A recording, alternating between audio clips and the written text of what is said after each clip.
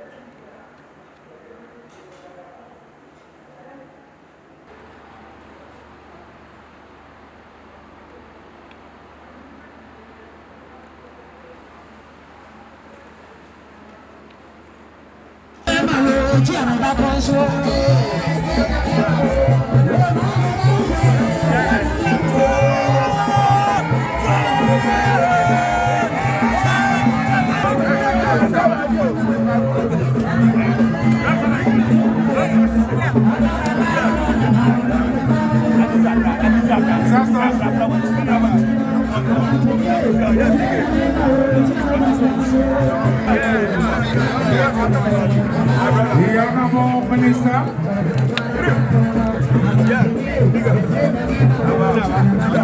We are also observing the arrival of His Majesty the Hussein Tutu II as the President is exchanging. Leader.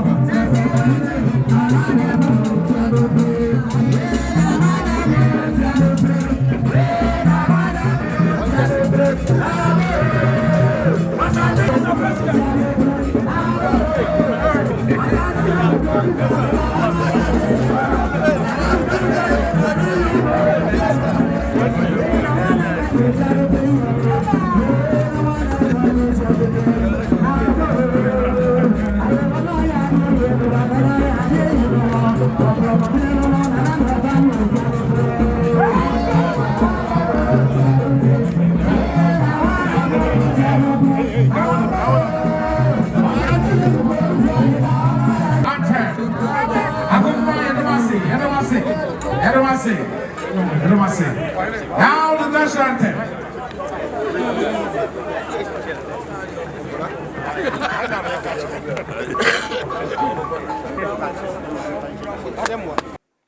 It is indeed an honor and a great pleasure to welcome you all to this brief but important ceremony, the inauguration of the newly constructed residential complex for Justices of the Court of Appeal here at Denyami.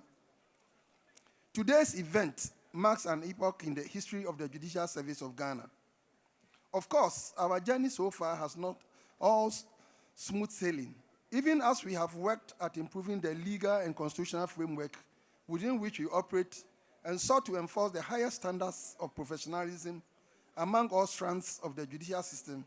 We have also had to deal with the lack and the distressingly poor physical infrastructure. The evidently deplorable state of most of our court structures and residences of justice and magistrates administering justice therefrom has been a major challenge to the judiciary.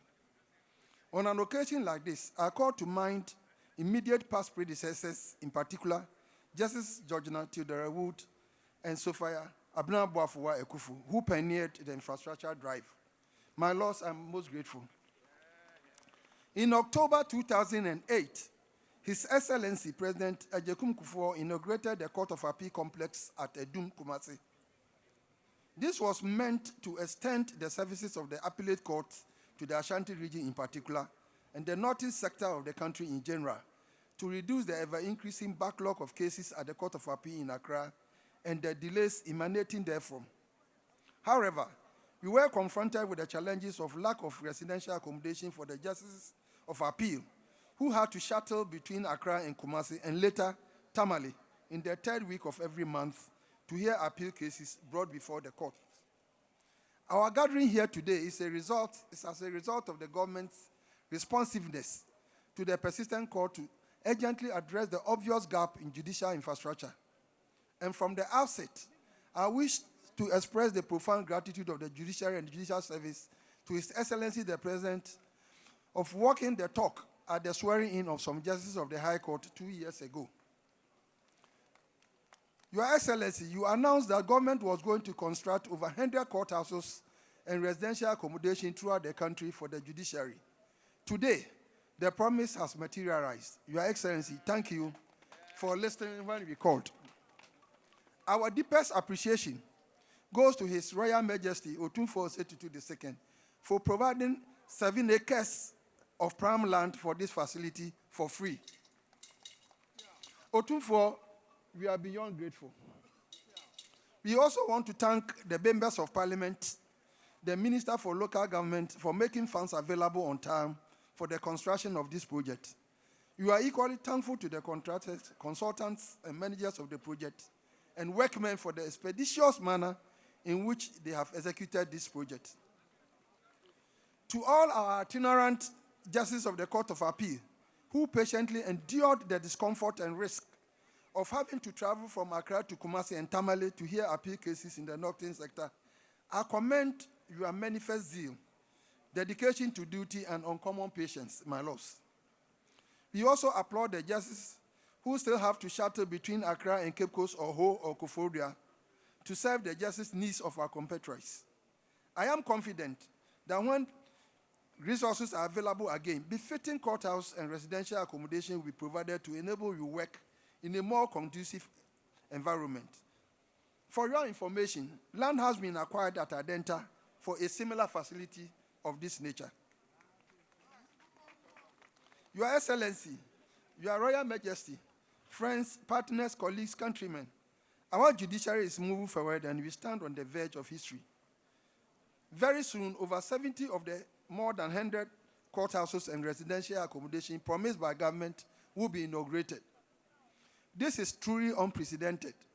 We again thank the President, Minister for Local Government, members of Parliament, and the illustrious administrator of the District Assembly's Common Fund for their commitment to justice delivery. For us in the judiciary, let us not, however, limit our achievements to the concrete and marble per se. More importantly, let us resolve to build a system of justice that assures our litigants and countrymen of efficient, timely, and quality delivery. The provision of other amenities, such as 7-bedroom guest house, a clubhouse, a swimming pool, a gym, and a tennis court in the design of the 20 townhouses, reflects the institutional vision of the judiciary and the judicial service to address the social and psychological wellness of our judges and staff. Your Excellency, before I resume my seat, may I humbly use this occasion to draw attention to the human resource needs of the judicial service, which is largely driven by the number of courts and administrative offices, as well as the turnover rate. This facility we are inaugurating today will require the engagement of a number of staff for its efficient management and maintenance. They include, but not limited to, a facilities manager, artisans, and other workmen. The new courts, all of which come with fully furnished residential accommodation for judges and magistrates, will require the appropriate human resources in the right numbers.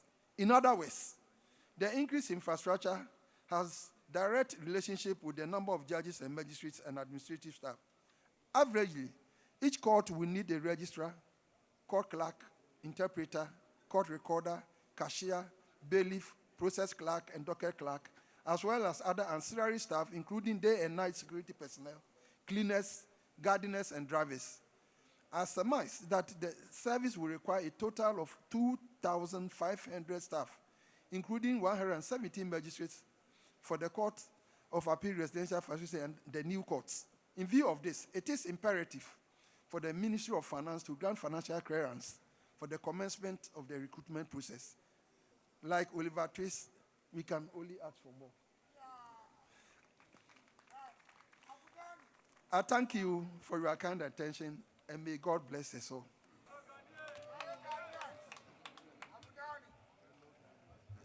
Last year, in the majestic presence of the Asantehene, Oyoko PSCA, Utumfo Saitutu II, I cut the sword for the commencement of work to begin on the construction of a Court of Appeal residential complex in Kumasi. 18 months down the line, we're gathered again in the same majestic presence of the Asantehene to commission this residential complex.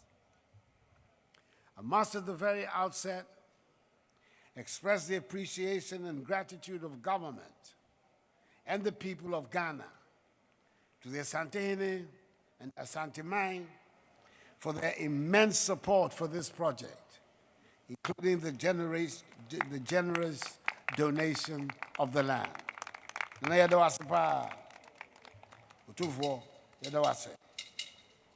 Ladies and gentlemen, in the course of my first term in office, government took note of the inadequate numbers of courts in various parts of the country, resulting in citizens traveling long distances to gain access to courts. For example, there was no court between Ajabeng and Amasamai in the Greater Accra region. Neither was there a court between Edum in Kumasi and Asante Bekwai or Boase in the Ashanti region. I was also informed that some judges lived in insecure housing and were subject to abuse and threats after their judgments. That is why in my message on the State of the Nation on 9th March 2021, I indicated that government, through the Ministry of Local Government and the District Assembly Common Fund, has commenced in an unprecedented initiative the construction of 90 courts with accompanying accommodation for judges across the country to help address the problem of inadequate court infrastructure. Through the efficiency and ingenuity of the Administrator of the District Assembly Common Fund, the Honorable Irene Natoshi Addo, we are in fact constructing 120 courts and 150 bungalows and not the 90 that was originally contemplated. 70% of these projects are completed. And with the commissioning of this residential complex here in Kumasi and the Magistrates Court in Twase later this afternoon, I deem all the completed projects duly commissioned.